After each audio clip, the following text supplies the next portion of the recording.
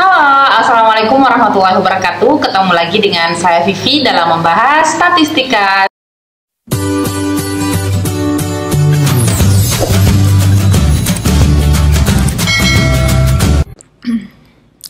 Oke teman-teman, kita lanjut. Jadi video kali ini atau tutorial selanjutnya ini kita akan belajar membuat geomap atau membuat peta, tapi di dalam peta itu tergambarkan berapa sih penjualannya kita, atau berapa customernya kita, atau berapa penjualan, berapa jumlah penjualan, berdasarkan warna, berdasarkan lokasi, petak-petak, dan sebagainya.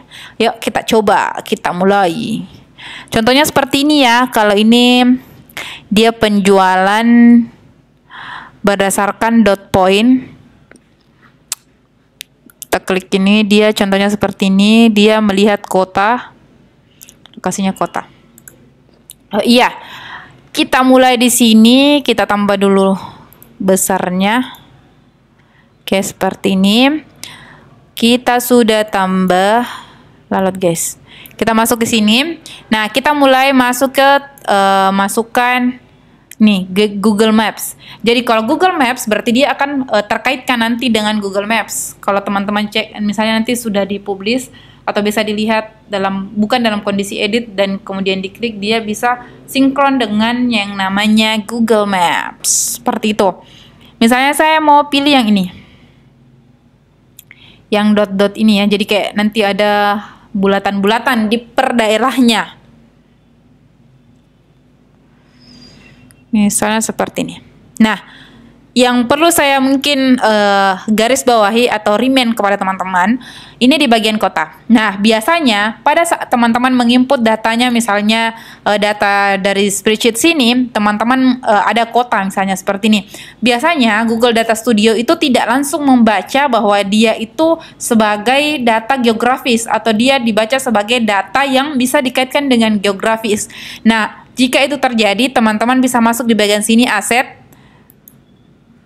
kelola sumber daya yang ditambahkan, kemudian masuk di bagian sini, masuk editing, teman-teman masuk di file yang seperti ini, teman-teman bisa memilih, bukan editing yang ini, di sini edit, misalnya dihubungkan kembali. Kenapa hubungan kembali? Oh, ada kolom baru ya, misalnya kapital. Tidak apa-apa, saya lanjut dulu.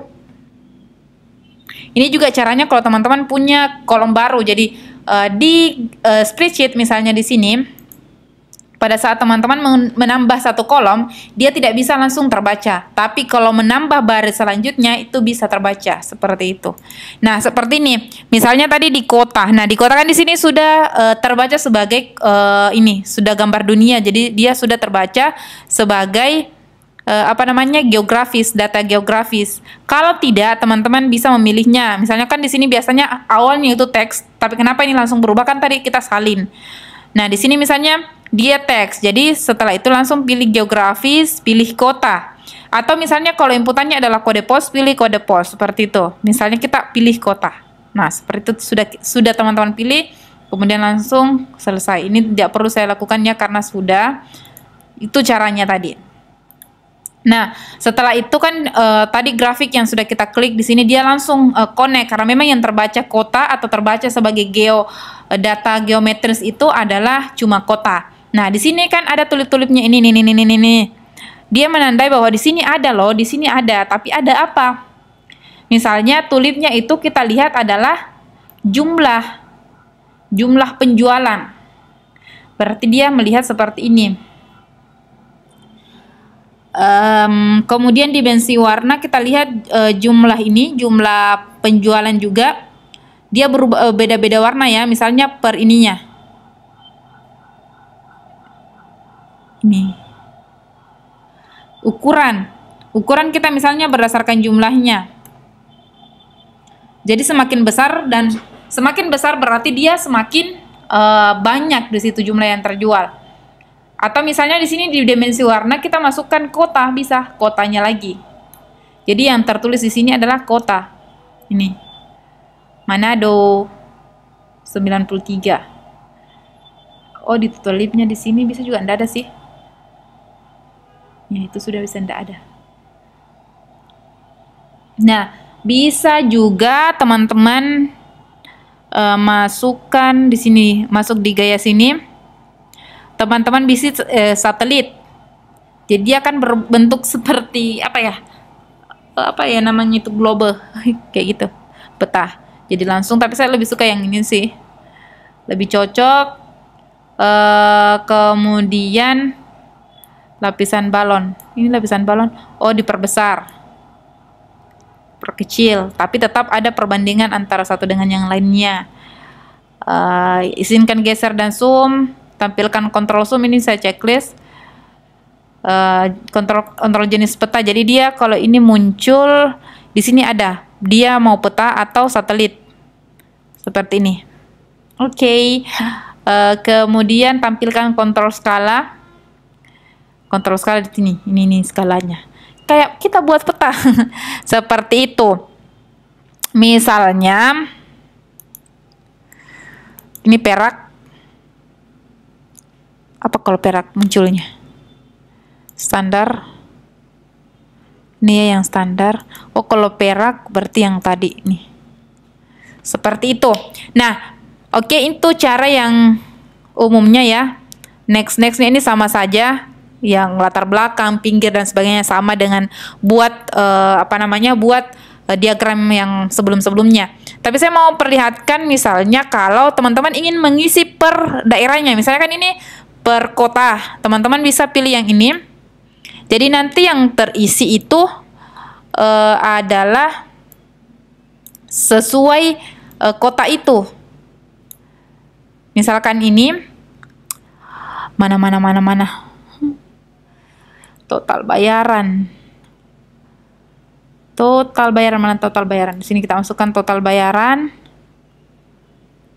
Nah, di sini dia terisi sesuai warna-warna ini. Ini bisa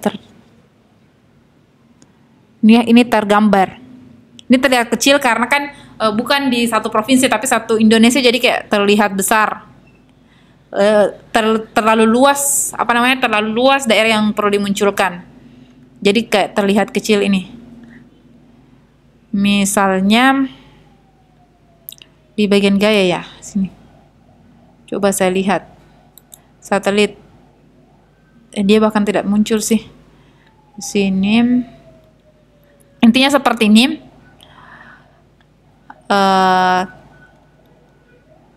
Misalnya teman-teman munculkan seperti ini. Ini menunjukkan, makanya saya tadi lebih suka yang menggunakan yang ini. Ini kan hilang. Di mana ini? Sudah di mana nih? Di mana, guys?